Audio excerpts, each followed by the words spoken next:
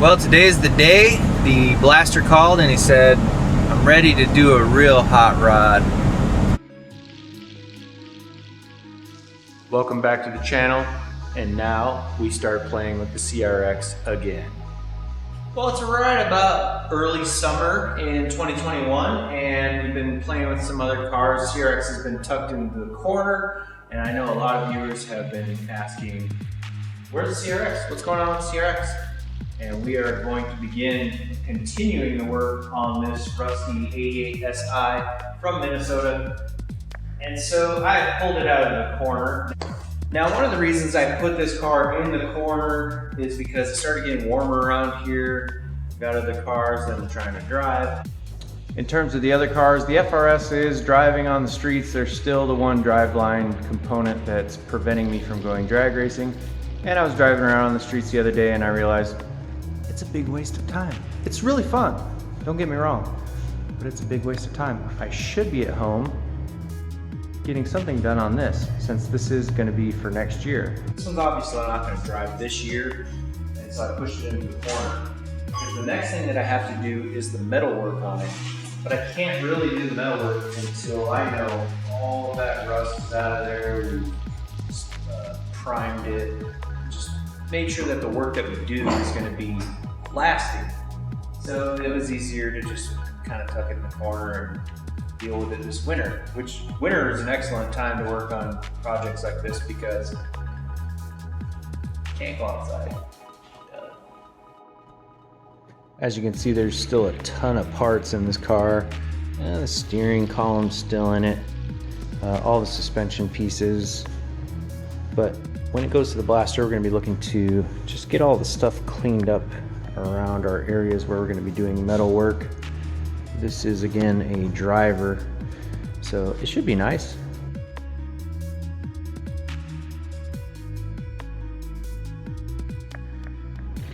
One of the things he'll be stripping down are these doors that look like they were previously painted with a shovel.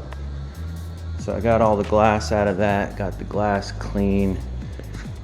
Window and door seals are in there with tags to let me know where they go next time and however long this takes. But last night I was working on the dash, stripping out the I'm going to strip out all the heating stuff and we'll get all this crud off of here so that we can figure out what's underneath and how much work we're going to have, focusing on those door sills and oh yeah, then the fenders too. But inside looks pretty good. There's not much going on in here, so just a good cleaning. There might be a couple spots back here. We've previously done some welding to patch that hole, and then there's one down in there too. But that's all done, so I think the interior is just going to be a cleanup situation. Well, I'm back out in the garage again today, working on stripping the CRX down a little bit more. Still got a couple weeks until the blaster is going to be ready for it, so I want to get everything as ready as possible for him. We're slowly getting this thing wrapped up with wiring harnesses and stuff. I don't want to tear all that stuff out because this isn't a restoration, so I don't want to mission creep myself by just pulling every damn wiring harness and everything out of it. But I think once we mask all the windows and stuff off, the interior should be pretty secure. That brings us to this video's top tip, brought to you by I don't have any sponsors. So I was at a recent show talking to my friend Ziggy from Nichols Paint and Fab. We were talking about what we do with our old car guy shirts when they're kind of faded, maybe have some dirt on them, get them out of the rotation. What we've come up with is a plan. And the plan is you take any shirt that you're trying to rotate out of your closet, maybe it's going to go to the garage for a rag, you know, things like that, not wearable anymore, and you cut the sleeves off of it. And so we are trying that, and I think that this shirt, it's comfortable. I'd look like I'd build Mopars. I guess that's not a great thing, but it's just comfortable, and I could probably see myself keeping this one in rotation for another 7 months. Those are tips that you're not going to get on any other YouTube channel.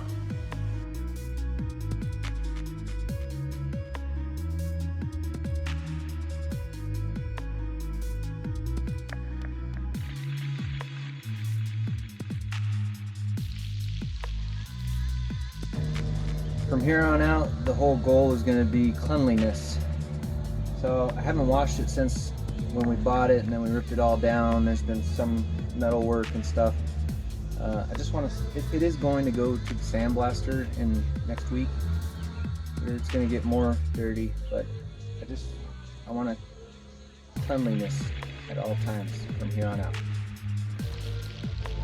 You can see the dirt. There's just dirt in places that I want to get it out of there before it has sand in it as well. I am going to mask off all the interior. I'll probably do the interior by hand with like a brush and wet this and then shop back it up. There's some light rust here and there, so I want to address that as best I can. But you can see I just want to try to get it clean, I think. Today we'll be running the little Portland electric power washer from Harbor Freight. It does good for me in the winter. I can wash cars inside and stuff. Got a plethora of brushes, or is it a plethora? And then our wand that we can adjust the tip.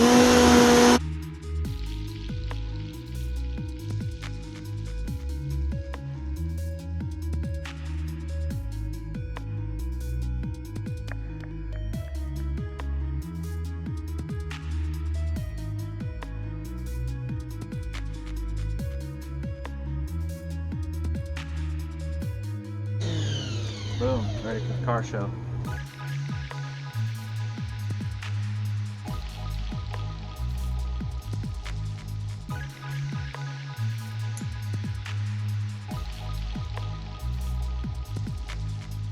Well, we're just letting it air dry out here, just like your mama used to do your He-Man underwear back in '88.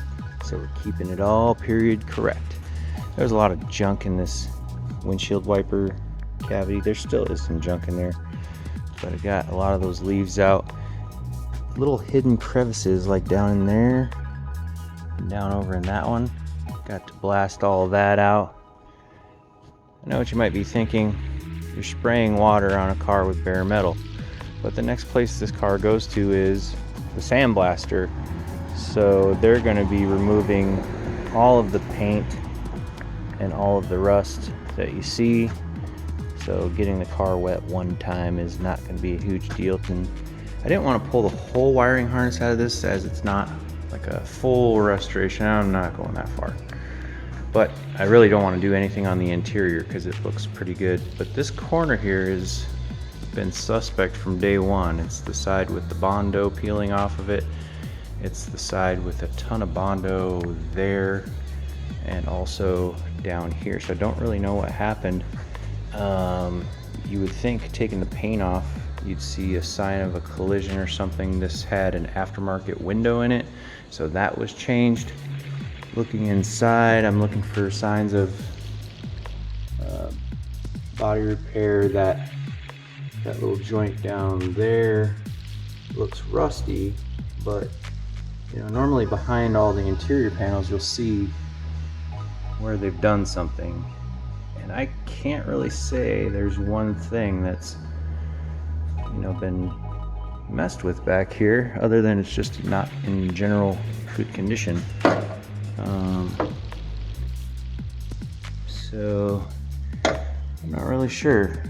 Now looking along the back here at the bumper support, this one, it's got a couple dents in here, but still not like this major collision that you would think has happened. So one of the things that the blaster will be focusing on is getting down in here and seeing, you know, it doesn't, the inner wheel well looks original. We'll just have to see. But that's the reason why I hung this wiring harness up in the center here, is so that the blaster can really focus on this corner hopefully get us to clean metal and carry on.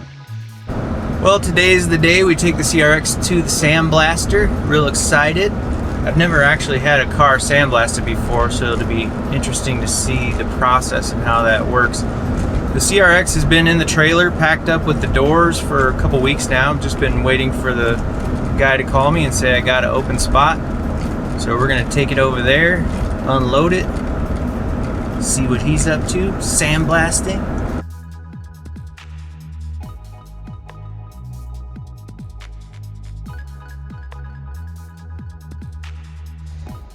There's a pretty cool old bug.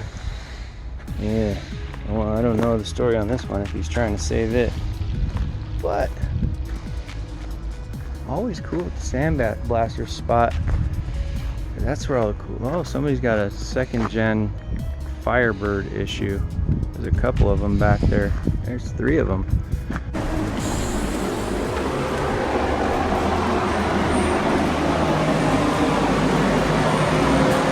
So you can see this is the blasting area. This is where they blast everything. Looks like this one's nice and clean. All the way down to bare metal, like that.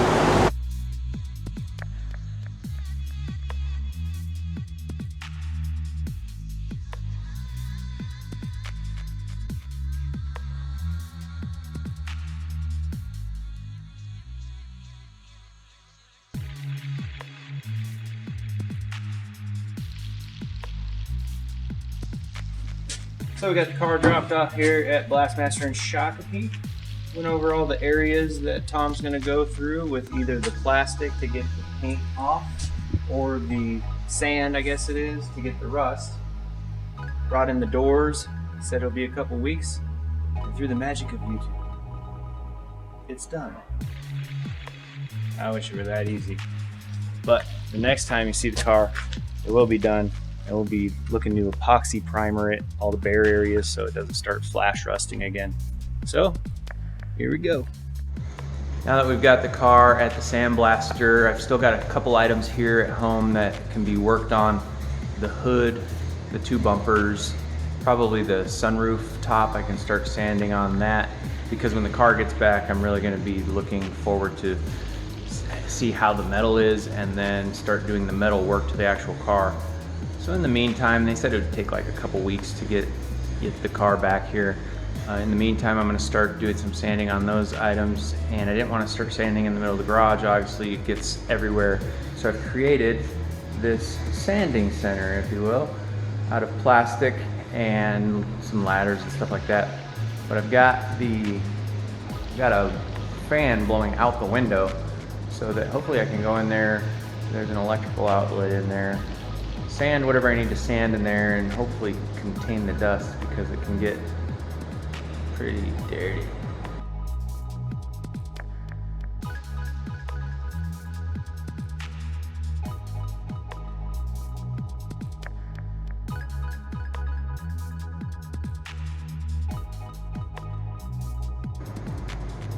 He's just a garage dog while I'm out here sanding.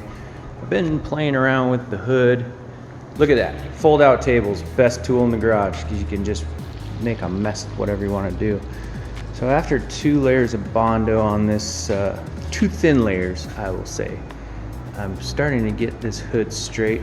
I don't know if this is gonna look good, but I do have some primer that I'll put on it, and then we can see what it looks like from there, apply more if needed. So I do have quite a bit of experience painting houses and commercial buildings. I used to have a painting company. This is going to be a little bit different. This auto body stuff is, the same concepts, but definitely has to be more detailed and cleaner. So I'm putting my old house painting skills to work here. This is the first car that I'll be painting outside of the one I did with spray paint. So I won't be trying to tell anybody how to do this. But if you're looking to maybe try something like this and need some tips, a couple channels that I watch on the painting stuff is Paint Society. They have a real good channel about doing all sorts of different things, painting from low budget to actual professional stuff.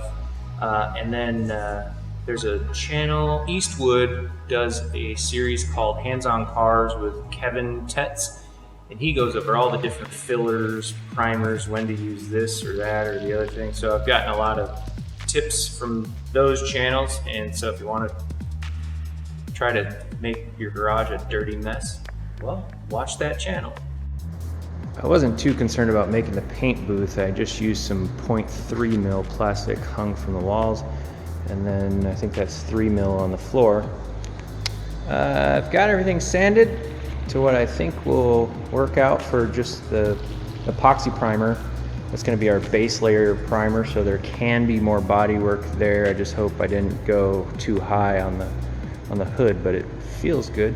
I did do some more research on urethane bumpers and painting those.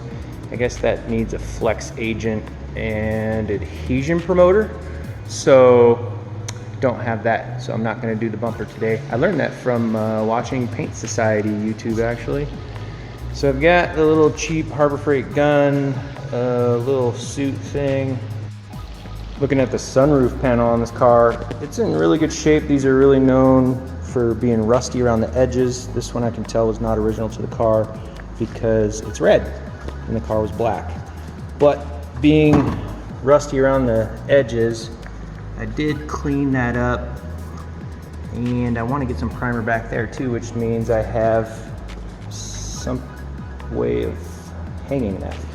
So what I've done is I've taken this FRS stock strut tower brace, which I will not need anymore, and I bent it, and I'm going to bolt it down right there, and then somehow hang it from the ladder or something and be able to spray both sides.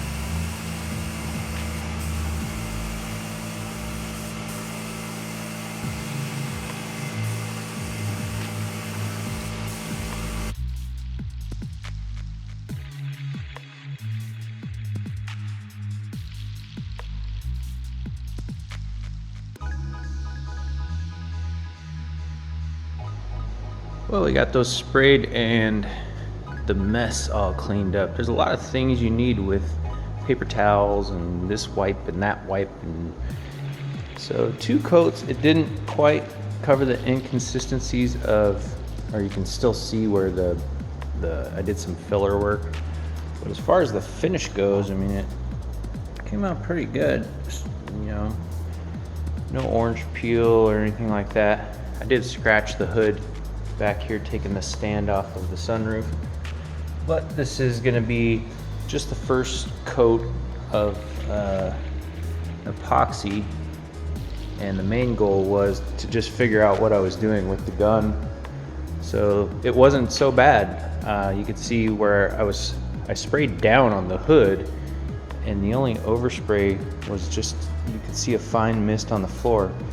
So I did go pretty big on the production here with masking all the walls off and making sure that that was the case. Things that I did to get ready for spraying today for the first time was I power washed the floor and everything last night. The walls, I got halfway up the walls and got just all the dirt that I could out of here. And then before I went in for the night, I turned the bug zapper on and left it as the only light in the garage, so that'll attract all the bugs, zap them, flies, all that good stuff. And then I did not open the big garage door until everything was done here. So I think that helped a lot. As soon as I opened the big garage door, you see flies flying around and stuff, which can really screw you up. So now I think we just wait for the sandblaster to call us this week and say the car is done. I'm feeling much more confident having used the actual automotive gun at least once now.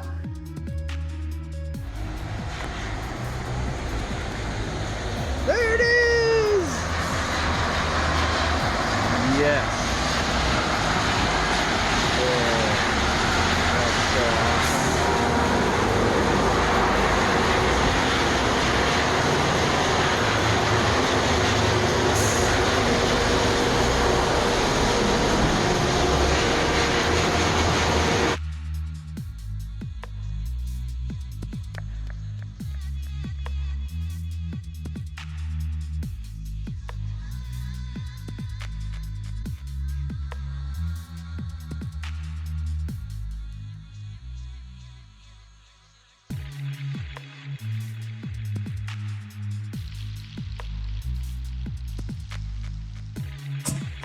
Okay, we got the car from Blastmaster in Shakopee, Minnesota, and it is bare. It's not hiding anything anymore.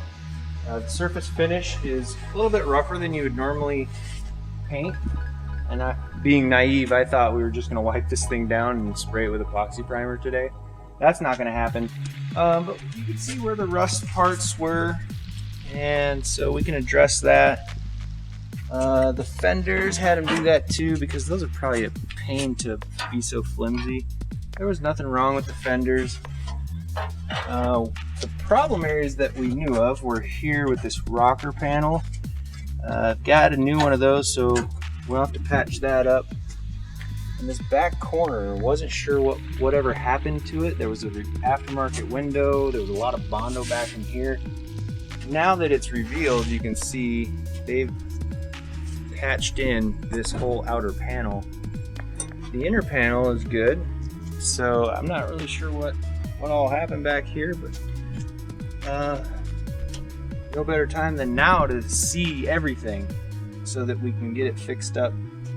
So this is the engine mount that I put in that wasn't here previously, and it's spot welded in. Originally it'll have some seam sealer around it. That's what I'll end up doing. They had some modifications to the engine bay. I just wanted to make sure all the Bondo and whatever it was hiding was off of it. We can work with welding new stuff in, you know, using filler and stuff like that, but just hate to paint and spend this much time on a car that, you know, if there's a big, like if one panel is all Bondo, yeah, you want to find that out. Oh, can't lie to us now. It's cool. One thing that Tom over at Blastmaster said is don't touch it with your bare hands because you get the oils and stuff on the metal. I don't know how long this is going to be metal like this. I want to get it in epoxy primer, but I also don't want to epoxy primer and then have to grind away and cut and try to find the spots that I was going to fix. So this is a good time to just know where everything is and what it looks like. So we don't have all that much to do today. Mr. Trevor came by to help me out. So I think we're just gonna blow it out again, try to get it as clean as possible. Then we'll roll it in and assess what we have to do from there. Oh, and drink beer. Right, Trevor? You got it. Nice. Show them the doors, Trevor. Oh, yeah. So we got the doors. Yeah. We knew there was something under that driver's door because it was all like spackled. This is a beautiful patch job right here. Look at that. That thing is choice. That's what was hiding under all the spackle. But I cut out one of the sections of the parts car door as I figured there was something under there. Passenger door looks good. Not bad at all, that's workable. Why are you breathing so heavy? Just lay down, you old guy. Car is back home from the sandblaster. Now that video took me probably a month of just filming stuff, but I'd rather put out front to back videos where you get to see the completion of what we're talking about rather than just a video every week, just to have a video every week. This car I've decided to name Ricky Henderson. Two childhood classics from 1988, CRX SI, right here, and Ricky Henderson, MVP. They're small, they're agile, they're never gonna quit. Ricky Henderson actually never wanted to quit. When he was supposed to retire, he actually went down to the minor leagues and said, I'm gonna keep playing. Rock on, brother. We've got it this far. The next episode will be starting some body work and things like that until it is built back up into the legend that it is. If you like this video, be sure to hit like and we'll check you out on the next one.